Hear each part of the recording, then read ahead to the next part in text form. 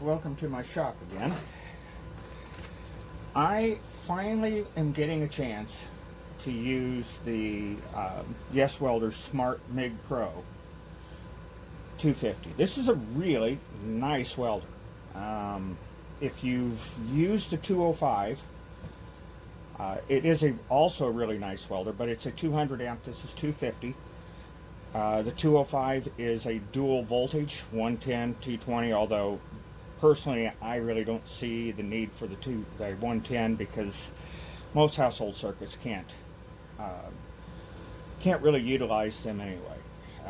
Most of the time, even if you had a really heavy extension cord and you had a dedicated 20 amp circuit, you will continually pop the breakers.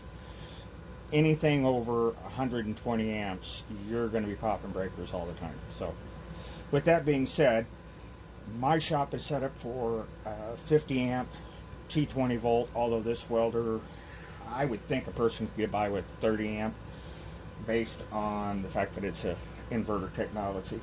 So anyway, without further ado, what do you get when it comes in the box? Well, you're going to get, and I'll put some pictures on here as well. You're going to get the welding torch. In this particular case, it comes with a Benzol style 15. That's this one right here.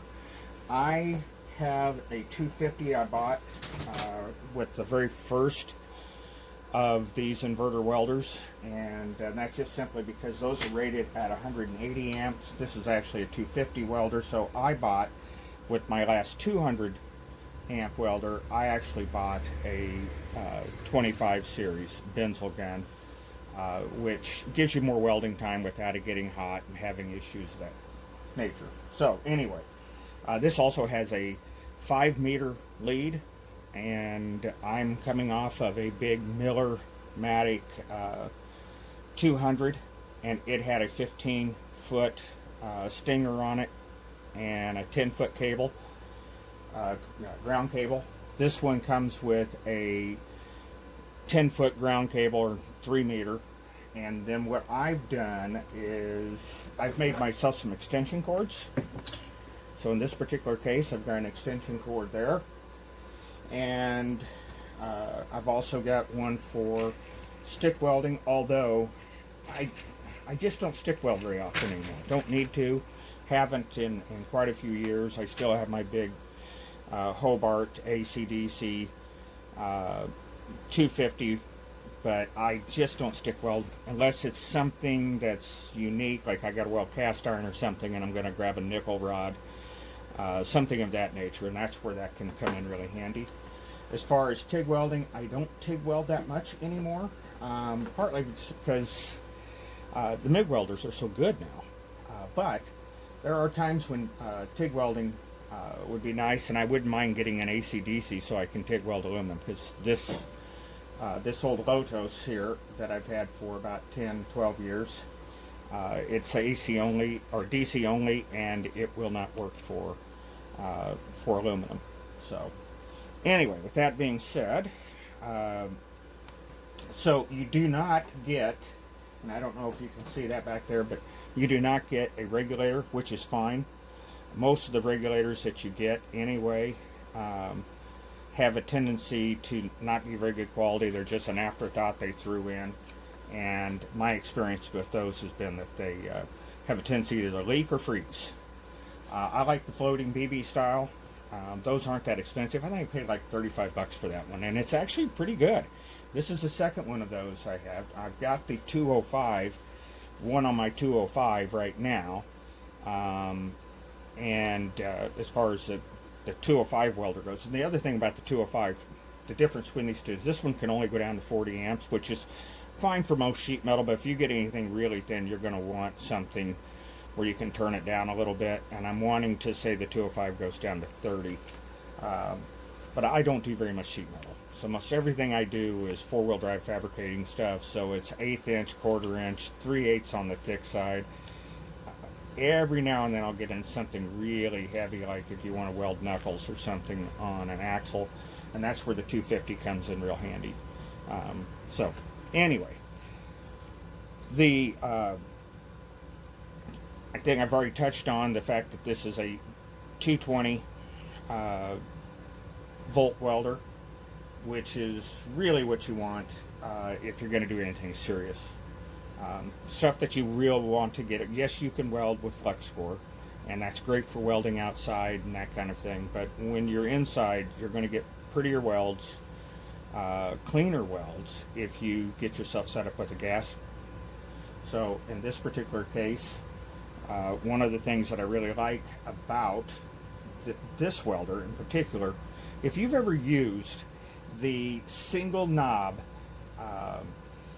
Synergic welders, you will know that they can be a little bit cumbersome to use and to adjust your volts and your amperage, because some of them will give you wire feeds in inches or meters.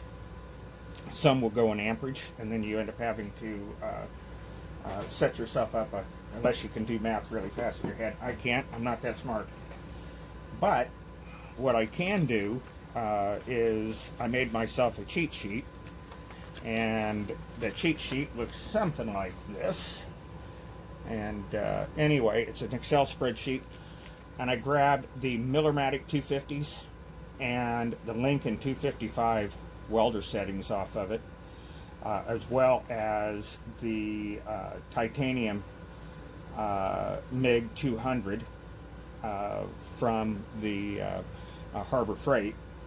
And anyway, I put together myself a little chart here. So with the different wires and so on, this machine could run the 0.45 wire, which I believe is 1.1, if I remember correctly. Something of that nature. If I just can't really remember for sure, but the metric to imperial. But I believe that is a 1.1 millimeter versus, and then the 3.5 is like 1 millimeter, and then 0.8 for the 3.0 wire, and then 0.6 for the 2.3. They only give you the roller for the 0.8 and the 1 point. So the 3.0 and the 3.5. You can get the rollers from the Harbor Freight. They're the same roller. I found that a lot of these are using the same feed mechanisms, and I'm even thinking that Lincoln on their welders now are getting their feed mechanisms offshore. And not to mention the fact, I believe some of them are actually made offshore now, and they use that same roller. So it's a pretty standard, and it's got a 10 millimeter inside with a with Woodruff key cut. Pretty standard. I've picked them up on Amazon. I've got different ones that I use. This one right here happens to be a 0.8 and a 1.0, so that's one of them. And then I've got a 0.6 somewhere around here that I bought so I can run small wire. This particular welder has, unlike the others, actually has a manual mode, which I absolutely love. Alright, so there's manual mode, which means that if I push this button here, I can change my voltage. Then I can go to speed, which is in meters per minute. And then down here on the knob, you've got inductance. Inductance is pretty doggone handy. If you haven't, most of the older welders did not have an inductance setting. And if you've not used a welder with inductance settings, you're really missing out. The amount of splatter you can cut down with the inductance is wonderful. And part of that is because you can change how the magnetic field is working, and that makes it easier to maintain a nice, pretty weld without a bunch of splatter. I find, for me, I do an awful lot of my inductance settings are around 5. and that is in the knob mode. You'll see inductance of 5 there. You can adjust it up or down. You can even go negative. 5 seems to work pretty well for most cases, although you can play with it for different metal thicknesses. So that's something you might want to look at. The gas type, you can do pure CO2, or you can do the CO2 argon mix. As far as the wire goes, you've got 0.8, 0.6. They're saying 1.2, but I believe 4.5 is 1.1. I could be wrong on that. But you can't get to it. And I've tried it in both mix and CO2. So I don't know why on this panel they've locked that out. But it appears to just be locked out. However, that really only matters if you're going to be doing the Synergic anyway. So if you are going to be in manual mode like I am there, you can just use your chart and use your standard settings. So if I wanted to weld, say, 3/8 inch thick steel, and I find that most of these welders work really, really good with the Miller setting versus the versus Lincoln. Lincoln's a little bit hotter, I noticed, and my travel speed is I'm used to a Miller. I'm used to the slower travel speed, and Miller's settings are lower. So anyway, to do 3/8, it would be 21 volts, and this is saying 6.1 meters per minute of wire. So if I wanted to do that, I could go to 6.1, go to my volts, and it's saying 21. Look how much easier that is on versus a standard Synergic welder.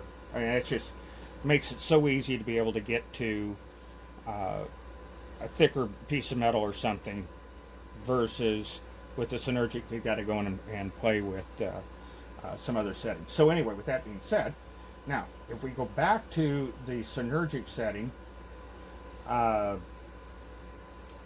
got this now set up for 1/4 inch. So with that,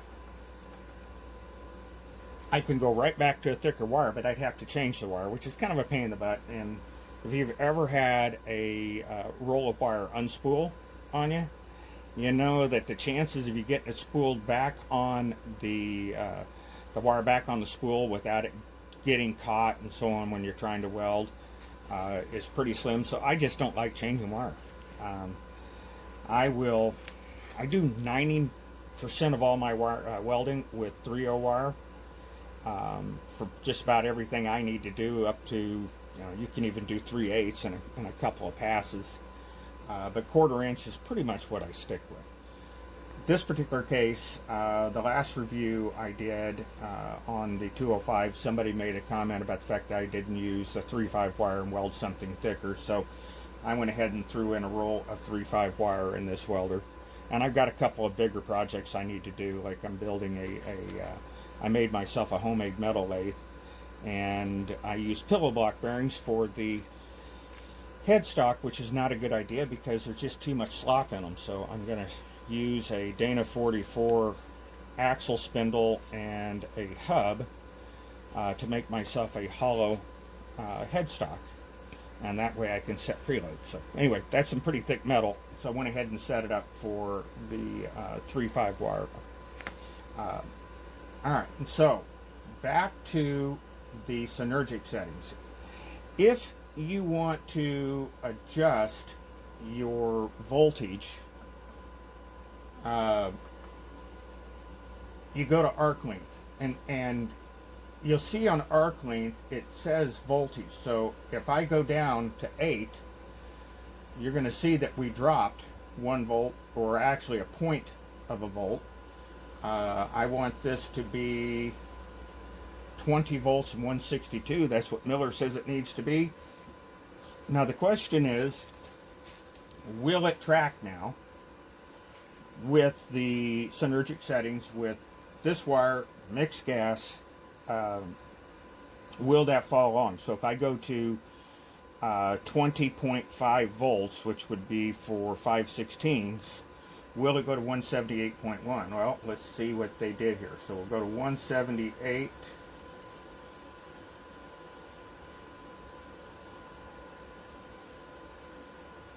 Pretty close. We're going to go to 178 and see what we get. So I got 21.4 there. Miller is calling for 20.5, so we're a little bit hot. But if you go to the Lincoln, they want you to run some, well, amps that are way over what this is based on their wire speed, because they would want you running 11.7 meters per minute, which is really fast, which would be the equivalent to about 275 volt or amps, which this does not have that capability of doing. But they would also have you at 21 volts.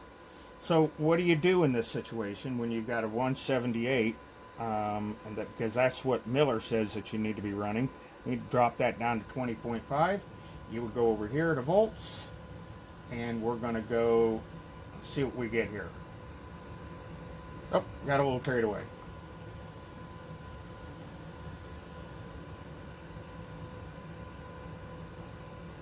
Pretty doggone close. That's 20.2. So this is actually easier to adjust than the 205 if you've had a chance to play with it. Let's see if we can come up to where we want to be. 20.6, 20.5. So yeah, this is anyway, this is definitely easier to work with. In my case now, I need to go back down because this is 1/4 inch. Got a big old gap in there, and we're going to try that out here in a minute. So I go back to volts, and maybe I'll go to 2. Oh, we need to. I'm going to go to 162. Let's see what we get here. 17.5, and I want 20.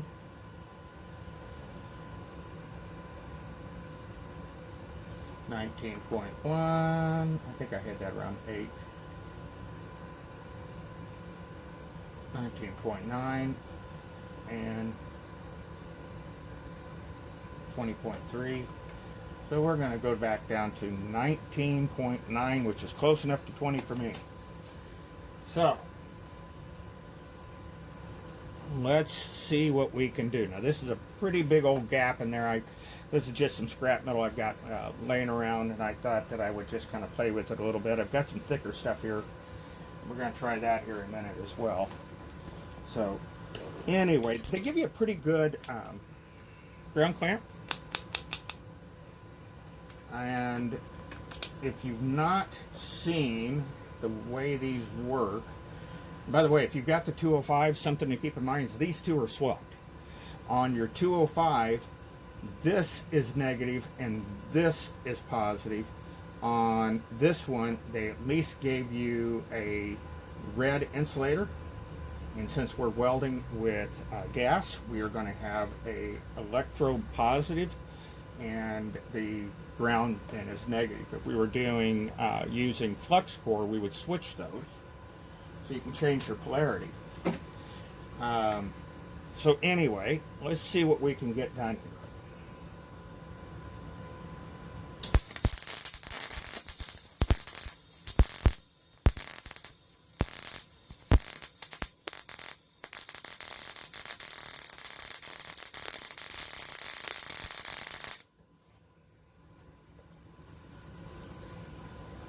Boy, there's nothing like the smell of nice clean wire and argon and CO2 mix. That actually looks pretty good. Pretty good penetration on that. That's more than halfway through. And of course, with this, now we can come back to the other side of this.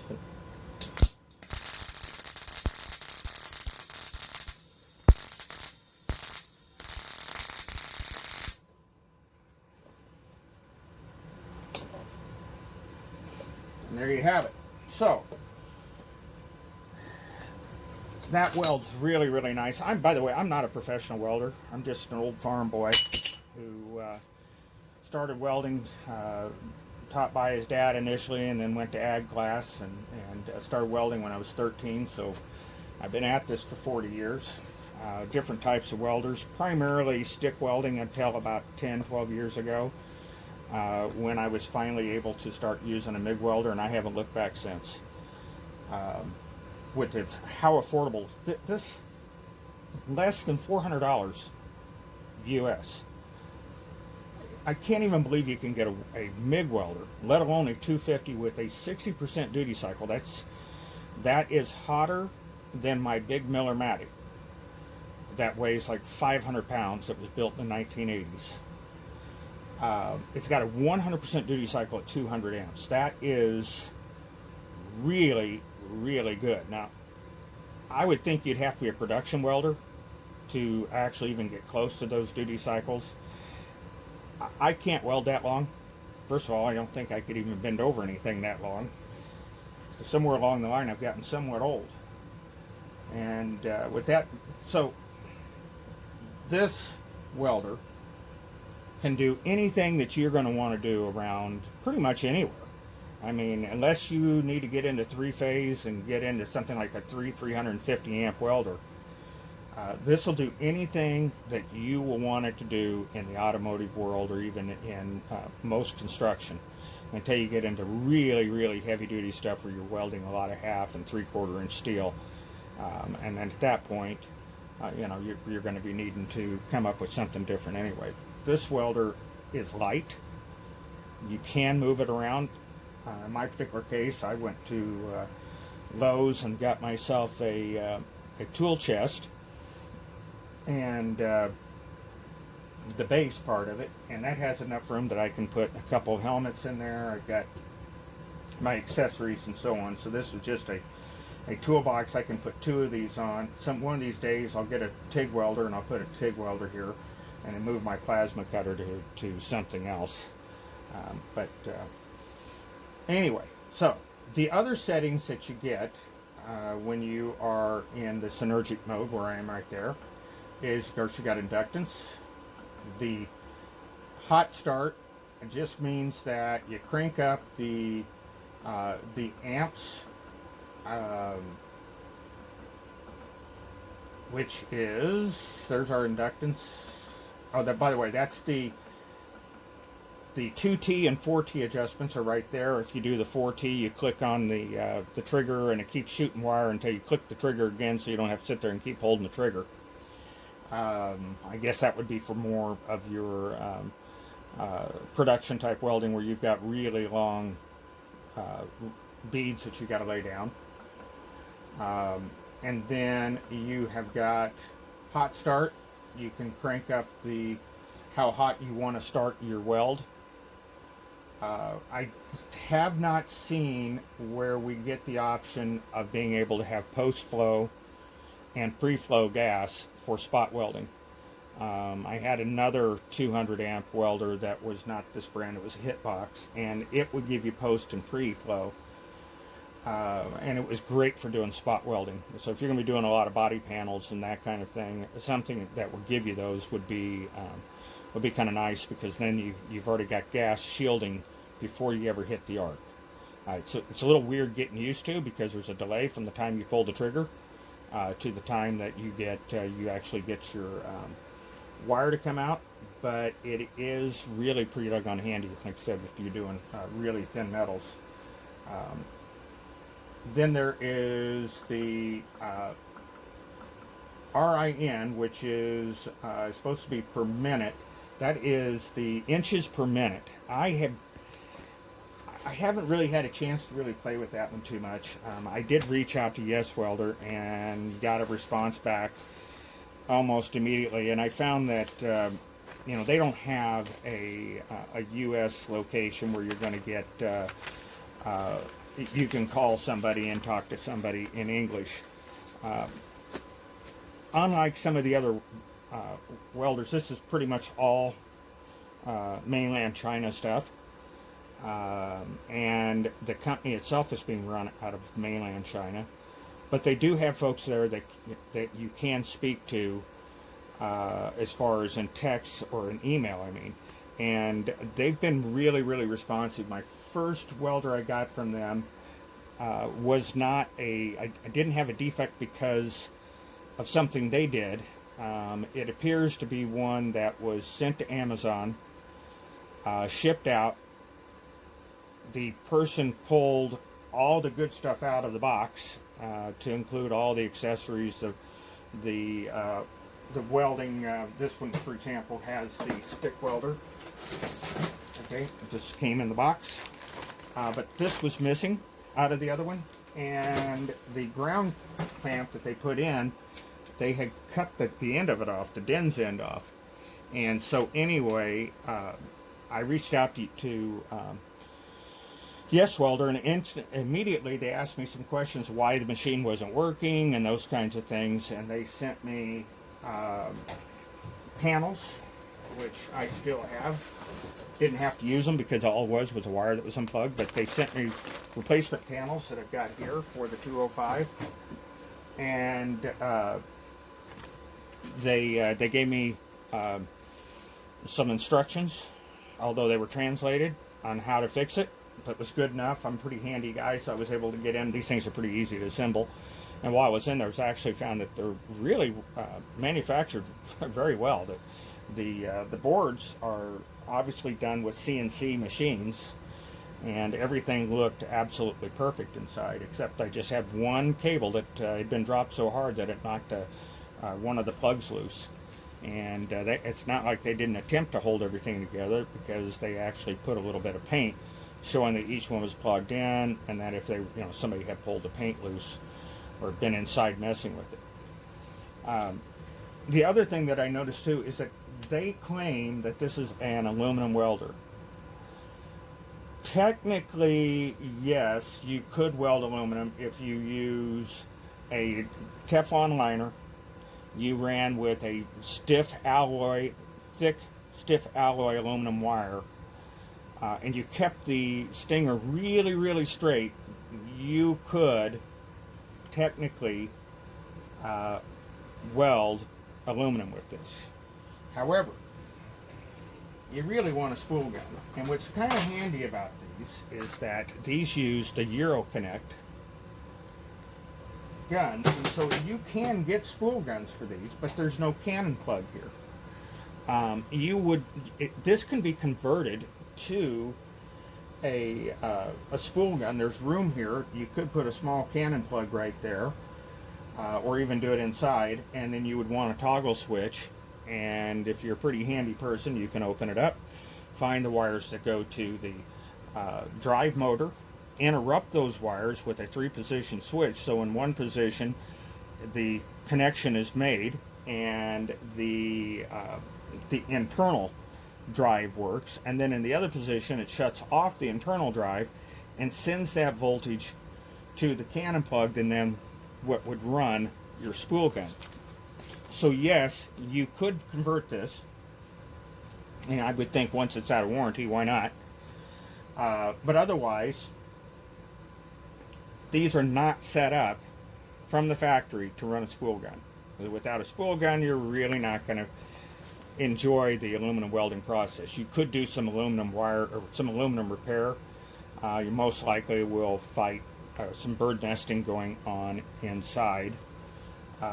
If the wire at all sticks in the nozzle, you want to go with a bigger nozzle, one size larger. So if it's you're running a 3/5 aluminum wire, you would use a 4/5 nozzle, and you probably wouldn't want to run anything smaller than that on the aluminum wire, because it wouldn't be as stiff. You could try 30, but I just don't know how that would feed. And again, I don't do a lot of aluminum welding. I've played with it once or twice, and I ran into issues with feeding. I have that little gun. I actually have it set up with a Teflon liner now, just in case I need to. But you do not want to use a metal liner.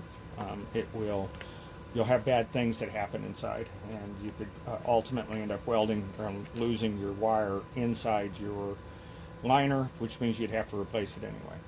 So that is pretty much it. I've got another chunk of 1/4 inch. We'll run another bead here. This time we are going to go to manual mode. So we go back to the mode. By the way, that's your stick welder right there. And so you can see it is telling us our voltage and our amperage at 220. But going back up to manual mode, I need to get my wire set. So I go back over here, and I think it was 6.1. Where were we on that? 6.6. So I'm going to bring that up to 6.6. We're going to bring that down to 20 even. And that is exactly what Miller says that we should be running. I'll put my cheat sheet away.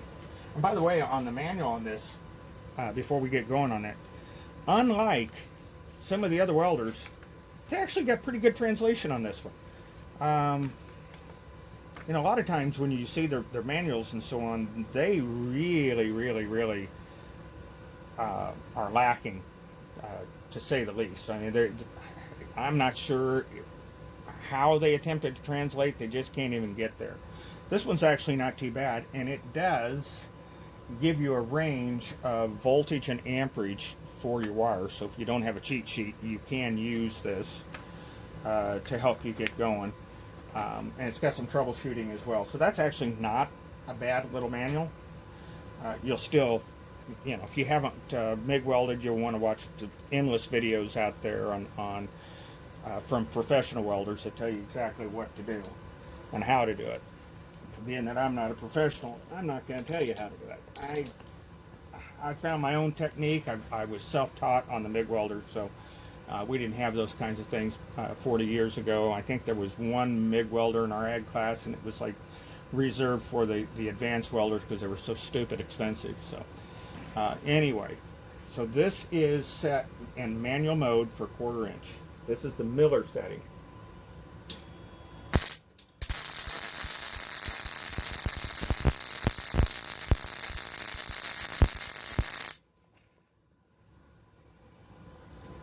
And you can hear that that is a very smooth weld. It's a pretty weld. It lays down a really nice bead. I'm running a 5 on the inductance, 20 volts, 6.6 meters per minute. For me, I think that this is going to, I don't think I'm going to be searching around for another MIG welder. I like the 205. I'm actually giving it away to my son. He needs a welder and a MIG welder, and his son wants to learn the MIG weld, so we need to keep this skill set moving forward. Let's try this again.